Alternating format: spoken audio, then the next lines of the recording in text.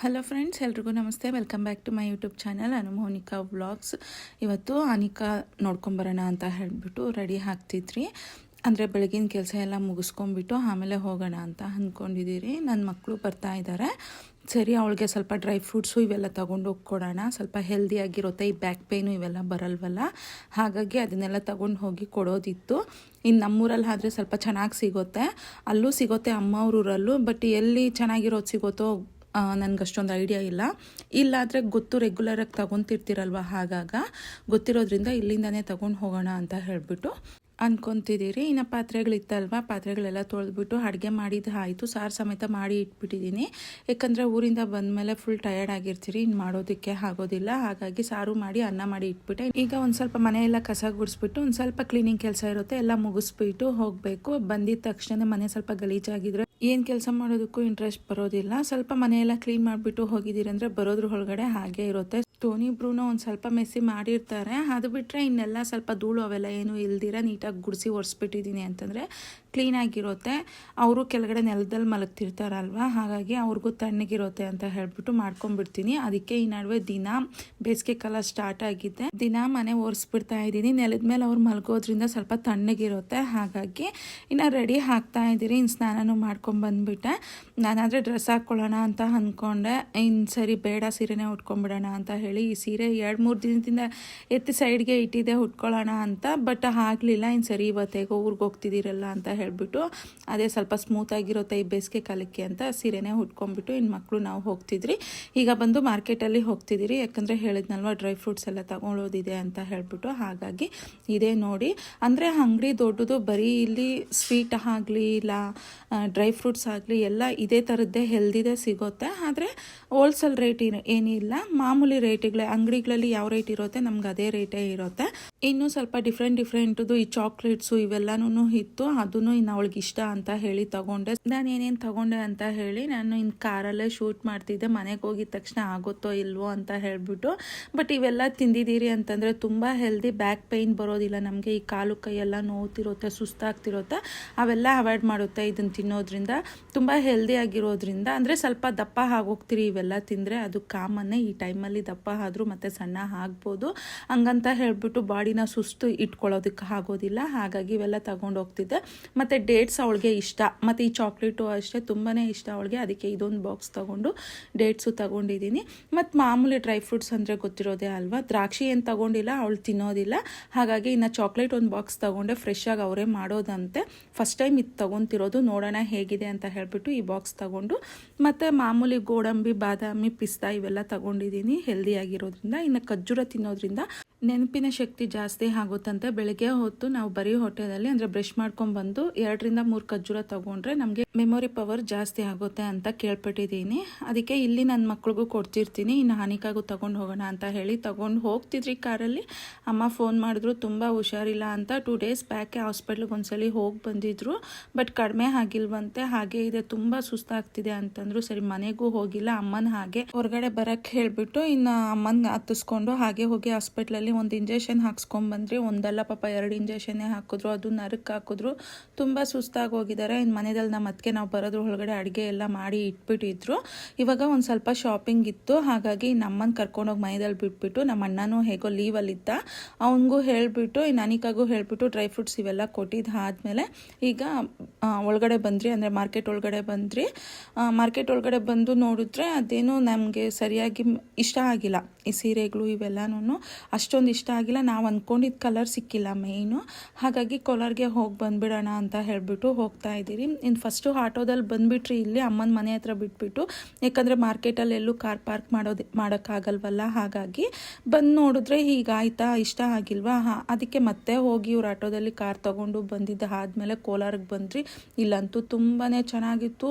ಎಷ್ಟು ಚೆನ್ನಾಗಿತ್ತು ಅಂತಂದರೆ ಒಂದು ಸ್ವಲ್ಪ ದುಡ್ಡು ನಮ್ಮ ಮನೆಯವ್ರು ಜಾಸ್ತಿ ಕೊಟ್ಟಿದ್ರೆ ನಾನು 1-2 ಸೀರೆ ಎತ್ಕೊಬೋದಿತ್ತೇನೋ ಅಂತ ಅನ್ನಿಸ್ತು. ಅಷ್ಟು ಚೆನ್ನಾಗಿತ್ತು. ರೇರ್ ಕಲರ್ಸು ಸಖತ್ತಾಗಿತ್ತು ನೋಡೋದಕ್ಕೆ ಮಾತ್ರ. ಅದರಲ್ಲೂ ನಾವು ಅಂದ್ಕೊಂಡಿದ್ದ ಕಲರೇ ಸಿಗ್ತಾ ಇನ್ನು ಸರಿ ಪರವಾಗಿಲ್ಲ, ಅಮೌಂಟು ನಾವು ಅಂದ್ಕೊಂಡಿದ್ದಕ್ಕಿಂತ ಒಂದು ಸ್ವಲ್ಪ ಜಾಸ್ತಿ ಆಯಿತು, ಆದರೂ ಪರವಾಗಿಲ್ಲ ಸಿಕ್ತಲ್ಲ ಅಂತ ಹೇಳಿ ಇನ್ನು ಸೀರೆನೂ ತೊಗೊಂಡ್ಬಿಟ್ರೆ. ಹಾಗೆ ಇನ್ನು ಸ್ವಲ್ಪ ಚಿಕ್ಕ ಶಾಪಿಂಗ್ ಅಂದರೆ ನಮ್ಮ ಅತ್ತಿಗೆ ಅವ್ರ ಅಮ್ಮವ್ರು ಇದ್ದಾರಲ್ವ, ಅವರು ಬಟ್ಟೆ ಕೊಡಿಸ್ತೀನಿ ಅಂತ ಹೇಳಿದ್ರಂತೆ, ಅಮೌಂಟ್ ಕೊಟ್ಬಿಟ್ಟಿದ್ರಂತೆ, ನೀವೇ ತಗೊಳ್ಳಿ ಅಂತ ಹೇಳಿಬಿಟ್ಟು. ಅದಕ್ಕೆ ಇದು ಡ್ರೆಸ್ಸಸ್ ನೋಡೋಣ ಅಂತ ಬೇರೆ ಅಂಗಡಿಗೆ ಬಂದ್ರಿ. ಅಲ್ಲೂ ಇತ್ತು, ಬಟ್ ಜಾಸ್ತಿ ರೇಟ್ಗಳಿತ್ತು. ಡ್ರೆಸ್ಸುಗಳೆಲ್ಲನೂ 4000 5000 ಈ ರೀತಿ ಇತ್ತು. ಬಟ್ ಆ ರೇಟಲ್ಲಿ ಬೇಕಾಗಿರಲಿಲ್ಲ ಅವಳದು. ಅಷ್ಟು ರೇಟಲ್ಲಿ ಅಷ್ಟು ಗ್ರ್ಯಾಂಡಾಗಿರೋದು ತೊಗೊಂಡು ಹೋದರೂ ಅವಳು ಹಾಕೋದಿಲ್ಲ. ಹಾಗಾಗಿನೇ ನಾವು ಈಗ ಸೀರೆ ತೊಗೊಂಡು, ರೇಷ್ಮೆ ಸೀರೆ, ಅದರಲ್ಲಿ ಲೆಹಂಗಾ ಸ್ಟಿಚ್ ಮಾಡ್ತಿರೋದು.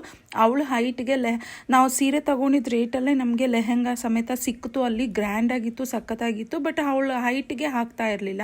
ಫುಲ್ಲು ಒಂದು ಕೆಳಗಡೆ ಬಾಟಮ್ ಮಾತ್ರನೇ ಅವಳಿಗೆ ಸರಿ ಹೋಗ್ತಾ ಇತ್ತು. ಹಾಗಾಗಿ ಬೇಡ ಅಂತ ಹೇಳಿಬಿಟ್ಟು ನಾವು ಸೀರೆನೇ ತಗೊಂಡು ಅದರಲ್ಲೇ ಈಗ ನಮ್ಗೆ ಯಾವ ರೀತಿ ಬೇಕೋ ಆ ರೀತಿ ಬ್ಲೌಸು ಮತ್ತು ಬಾಟಮ್ ಸ್ಟಿಚ್ ಮಾಡಿಸೋಣ ಅಂತ ಹೇಳಿಬಿಟ್ಟು. ಮತ್ತು ಅವ್ರ ಅಮ್ಮವ್ರು, ನಮ್ಮ ಅತ್ತಿಗೆ ಅವ್ರ ಅಮ್ಮವರು ಕೊಡಿಸ್ತೀನಿ ಅಂತಂದ್ರಲ್ವ. ಇನ್ನು ನನ್ನ ಮಗಳಿಗೆ ಕರೆಕ್ಟ್ ಸೈಜ್ ಇಟ್ಕೊಂಡು ನೋಡಿದ್ದೀರಿ ಅಂತಂದರೆ ನನ್ನ ಮಗಳಿಗಿಂತ ಇನ್ನೊಂದು ಚೂರು ಕುಳ್ಳಿ ಇದ್ದಾಳೆ ಅವಳು. ಸರಿ ಹೋಗ್ಬಿಡುತ್ತೆ, ಇನ್ನು ಈ ಥರ ಡ್ರೆಸ್ಸುಗಳೆಲ್ಲ ನಾವು ಸ್ಟಿಚ್ ಮಾಡಿಸೋದಕ್ಕೂ ಆಗೋದಿಲ್ಲ ಅಂತ ಹೇಳಿಬಿಟ್ಟು ಇದನ್ನು ತೊಗೊಂಡ್ರಿ. ಇವೆರಡರಲ್ಲಿ ಬಂದು ನಾವು ಈ ಕಲರ್ ತೊಗೊಂಡ್ರಿ. ನನ್ನ ಮಗ ಇದು ಇಷ್ಟಪಟ್ಟ ಕಲರ್, ಚೆನ್ನಾಗಿರುತ್ತೆ, ರೇರ್ ಕಲರು ತಗೊಳ್ಳಿ ಅಂತಂದ. ಬಟ್ ಅನಿಕಾಗೂ ಅಷ್ಟೇ ತುಂಬಾ ಚೆನ್ನಾಗಿತ್ತು.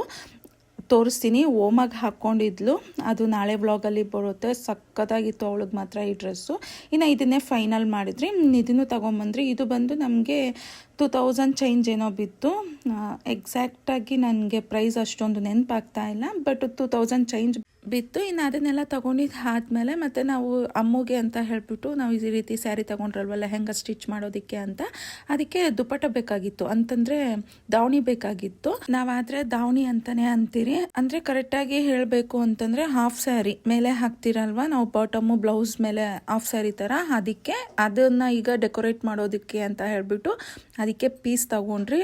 ಅದು ಓಣಿ ಸಪ್ರೇಟಾಗಿತ್ತು. ಅದನ್ನ ನೋಡಿದ್ರಿ, ನಮ್ಗೆ ಯಾಕೋ ಅದು ಕ್ಲಾತು ಅಷ್ಟೊಂದು ಇಷ್ಟ ಆಗಿಲ್ಲ, ಫಂಕ್ಷನ್ಗೂ ಅದು ಚೆನ್ನಾಗಿಲ್ಲ ಅಂತ ಅನ್ನಿಸ್ತು.